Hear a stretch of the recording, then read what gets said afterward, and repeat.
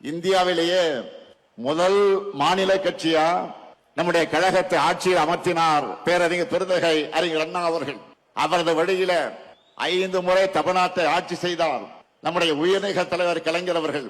ஒரு நீண்ட இடைவெளிக்கு பிறகு 10 ஆண்டுகள் கழித்து உங்களின் ஒருவரான என்னுடைய தலைமையில 6வது முறையாக ஆட்சிக்கு வந்தோம்.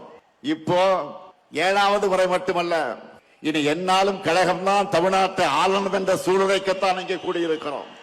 இதுதான் நம்முடைய கடமை, அனைவருடைய பெருங்கடமை. இது எதற்காக சொல்லுகிறேன் என்று கேட்டால், நான் முதலமைச்சராகவும் சில பேர் அமைச்சர்களாகவும் பல பேர் எம்எல்ஏ ஆகவும் சொல்லுகிறோமா? இல்லை. நம்ம தமிழினத்தை காக்க தகுதியும் திறமையும் உழைப்பும் கொண்ட ஒரே படை நம்முடைய கருப்பு சிவப்பு படைதான். நமக்குன்னு ஒரு மாபெரும் வரலாறு இருக்கிறது, நமக்கென்று ஒரு லெகசி இருக்கு.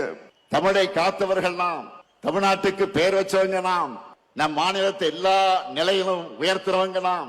இப்ப கூட தமிழ் மண்ணுக்கு காவல் அரணா இருக்கிறவங்க நாம தான்.